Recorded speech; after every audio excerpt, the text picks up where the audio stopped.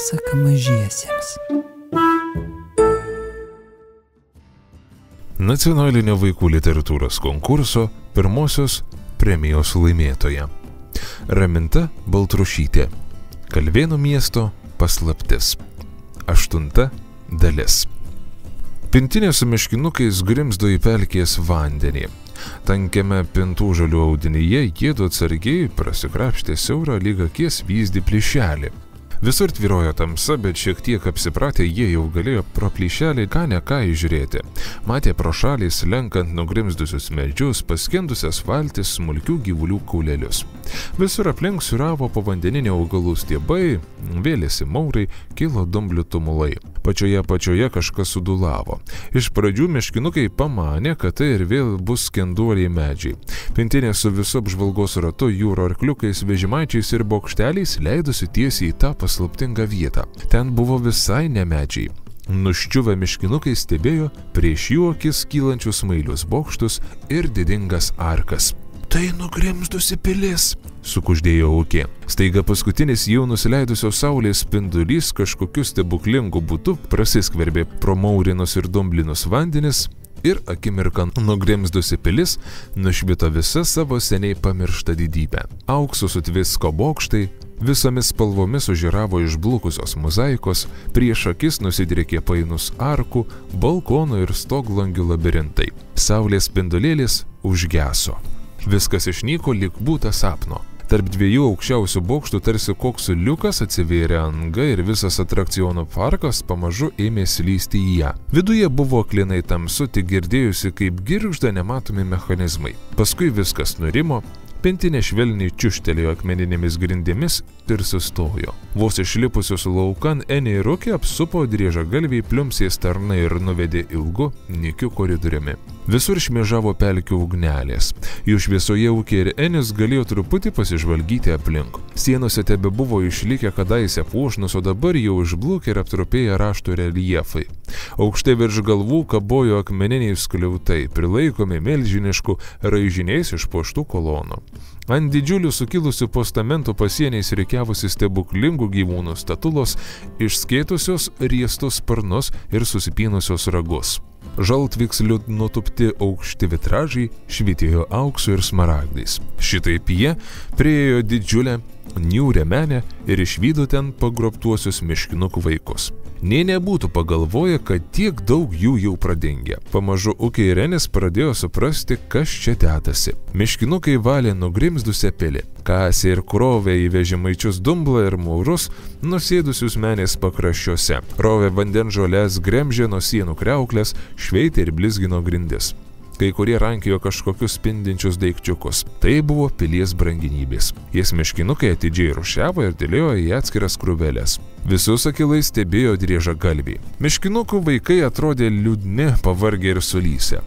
Ukė mėgino įžiūrėti, ar nepamatys kurnuko, bet nespėjo, nes driežagalviai juodu su Eniu skubino eiti tolyn. Tačiau nukas ten buvo, jis kaip tik gremžė gličius maurus tolimajame menės kampe.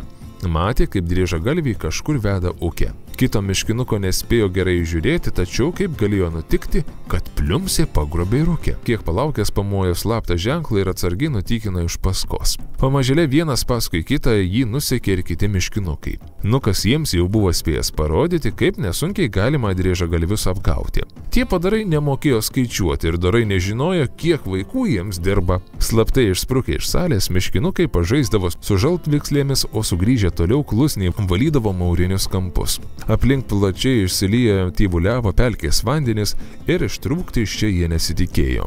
Sargai susigrėbė tik tada, kai menėje beliko vos keli patys mažiausi miškinukai. Nusitvėrę už galvų jie nukurinėjo ieškoti dingusių vaikų. Pliumsės jie bijojo labiau nei miškinukai. Enis ir Ukė buvo atvesti į didžiąją menę, kur viena pati karaliavo šlapynės valdytoje pliumsė. Ant lubų kabojo puošnūs sietynai, aplipę plazdančiomis žaltvikslių kekėmis. Jų mirguliuojančioje šviesoje driekėsi nepriepiamo dydžio menė, paremta milžiniškos, tarsi storiausių medžių kamienai kolonomis. Akmeninėse grindų plokštėse ryškėjo, kurio centre stūksojo didžiulis raštai. Geriau žiūrėjus, jie priminė labirinto piešinį, kurio centre išpauksuotas sostas, o aplink jį dailiai išdėliotos spindėjo visokiausios brangenybės – perlai, koralai, gintarai. Tarp jų ūkė pastebėjo daugybę spalvingų kriauklelių. Visa, kiek akis užmato, buvo taip nušviesta, kad net blizgėjo. Soste patogiai atsilošus drybsojo pelkės valdytoja Pliumsė. Ūkė gerai ją įsidėmėjo, juk tai Pliumsė sėdėjo tą pirmąją naktį prie mero stalelio, atremtas į stostą šmėkšojo didysis skėtis. Kaip kvaila, negi ji tikėsi lietaus, pamanė ūkė. Iš tamsaus sosto šešėlio išniro surokęs kalvėnas, ant ilgos nosies užsibalnojęs pensnė. Sveikas, Tekliau, tarė Enis visai paprastai, lyg tebebūtų savo tėčio pilaitį. Rodos jis niekiek nenustebo sutikęs šemerijos raštininką. Teklius tuo tarpu paniuręs tik sprogino akis. Nesitikėjau tavęs čia sutikti, Eniekščio sūnau. Tėtušis taip tave saugo ir lepino. Sušnipštė Klastūnas.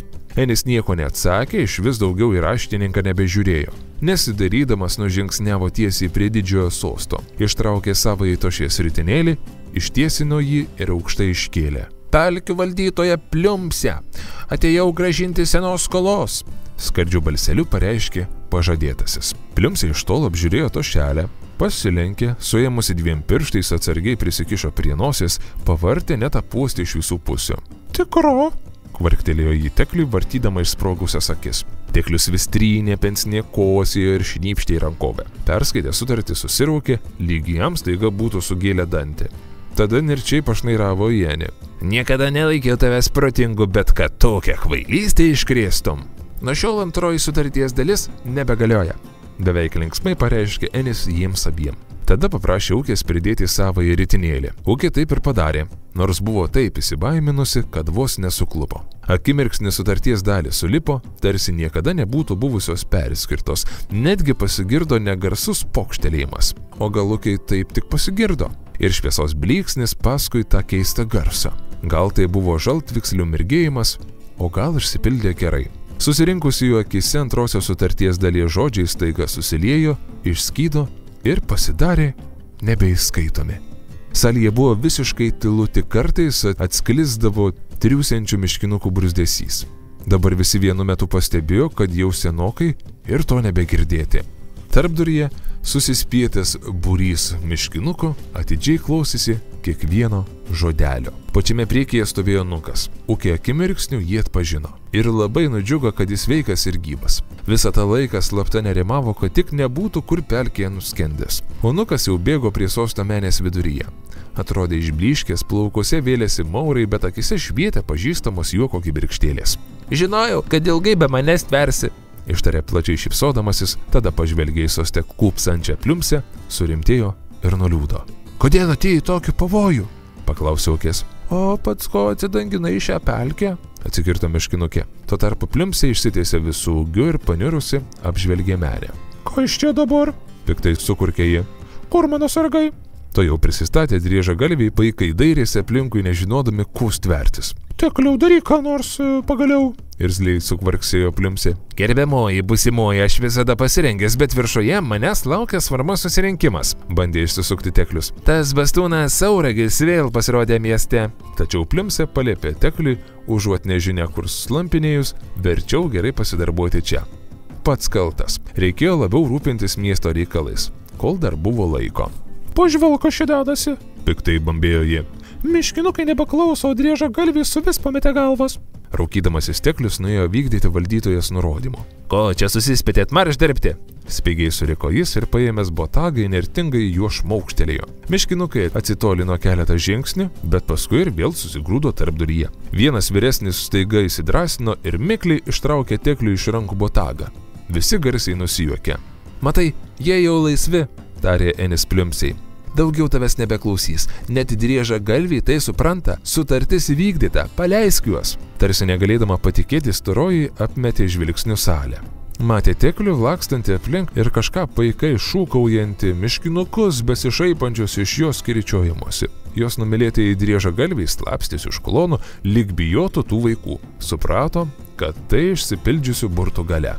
Gerai, aš laikysiuosi žodžio, o tu laikykis savojo, grėsmingai sukurkė ji. Tada iškilmingai, lyg pati būtų taip nusprendus, paliepė driežagalviams įjungti atrakcionų įrenginius ir iškelti miškinukus į krantą. Apsidžiaugę, kad vėl turi darbo, šie nutruseno vykdyti įsakymo. Miškinukai vis dar lūkuriavo salės pakrašty, turbūt manydami, kad čia kokia klasta. Nešdinkite, kol dar neapsigalvoju. Užriko Pliumsė. Vaikus tarsi vėjas nupūtė. Salėje beliko Ukė, Nukas ir Enis. Tolumoje buvo girdėti paleidžiamų įrenginių džergesys. Eime iš čia. Nukas neryžtingai timtelėjo Enį už rankos. Pavandinėjusios Pliumsės akys budriai sekė miškinukus. Enis tik papurtė galvą. Negaliu laužyti sutarties. Kitaip ji neteks galios ir Pliumsė jūsų niekada nebepaleis. Jis švelniai išsilaisvino iš naujųjų bičiulių rankų. Jautėsi toks nusikamavęs. Pirmą kartą gyvenime susirado draugų, bet turi ir vėl prarasti. Pliumsė vyptelėjo storomis lūpomis ir pagrasino Nukui su Uke. Pasiskubinkit, kai mano įrenginiai pakils į viršų, būtinai nustos galios ir turėsite čia pasilikti amžiams. Ukė atsakė nieku gyvu Enio vieno su ta pabaisa nepaliksianti, tada įsikibo jam į ranką ir nebepaleido. Nukas pažvelgė išėjusiems miškinukams pavimui, giliai atsiduso ir atsistojo šalia draugės. Brangios minutės negailestingai tirpo. Atrodė, Pliumsei netgi patinka juos stebėti. Keltuvai ir sraigtai nutilo, atrakcionai iškilo į paviršių. Storulė pergalingai išsivepė. Na štai kokie geri vaikučiai. Suprantama, man juk reikės tarnų, ypač kai tapsiu karalienė. O tau, Eni, turi ypatingą užduotį, maniau, jį teks nauja kelinukui, labai jau mėgo jis juokauti, kol buvo ten viršuje, bet šitai bus dar geriau. Valdingų mostų jį pašaukė Teklio. Nors ir apsipešiojęs, bet jau spėjęs atkusti Merijos raštininkas paslaugiai prišokęs padėjo pelkių valdytojui nusiropšti nuo sosto. Įsirėžusi Pliumsė lyg kokį baldą nustūmė sostą į šalį. Toje vietoje liko žiojėti skylė. Nuo jos padvilkė geliančių šalčių. Žaltvykslės ant sietynų staigiai ėmė neramiai mirguliuoti. Tai bedugnis, sukuždėjo Nukas. Mirtinoje tyloje, kuris staigiai stojo salėje, jo žodžiai nuskambėjo neįtikėtinai garsiai. O kas tai yra? Baugščiai paklausė Ukė. Tai akivaras tokio liūno vieta, iš kurios dar negrįžo joks gyvas padaras, nusiminęs paaiškino Nukas. Pasakojama, kad jį užbūrė kitados čia gyvenę burtininkai. Tikrai mano bedugnis stebuklingas, jo dugne guli nuskendusi karūna. Tirpdama iš laimės sukvaksėjo Pliumsė. Kai ją turėsiu, tapsiu karalienė. Išsprogusios Pliumsės akys prasimerkė, jie užsisvajojo kartkarčiais vis perbraukdama drėgną plaštaką per viršugalvį. Matyt, jau įsivaizdavo save koronuotą. Nėra ten jokios karūnos, su karteliu tarė Nukas. Tu pati ją išsigalvoji. Nuodingi bedugnio garai tave apsvaigino. Kam burtininkams ta karūna? Jis atsargiai prisiartino prie akivaro krašto ir pažvelgė į bedugnę gelmę. Tikriausiai ten buvo jų burtų laboratorija ar kas nors panašaus, ištarė susimastęs.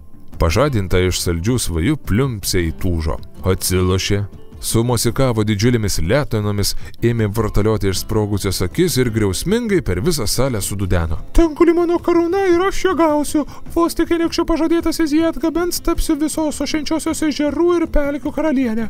Jis juk pražus tame akivare. Plonu balseliu cyptelėjo Ukė, tvirtai įsikabindama į Enį. Nebūtinai. Teklius nekantriai zujo aplink bedugnį. Sklinda gandai, kad girios vaikas gali nukakti akivaro dugnan. Turbūt pats tai susapnavai lygiai kaip per karūną, beviltiškai sušuko Nukas. Teklius suktai nužvelgė vaikus. Kalbas daiktas, sutiko jis. Imkim ir sužinokim, ar tikrai Enikščio sūnus turi tokius įgaliojimus. Jis atitempė ilgiausią virvę, viename jos gale mikliai sumezgė kilpą, o kitą galą padavė Pliumsei. Kilpą užnėrė Eniui ant liemens. Kai surasi karūną, timtel 3 kartus virvę. Ukė pro ašarą žvelgė į Enį. Paskui pakėlė akis į Teklių su Pliumse ir visa užvirė pykčiu. Kokie jie niekšai. Pasakos tęsinys kitą dieną tuo pačiu metu.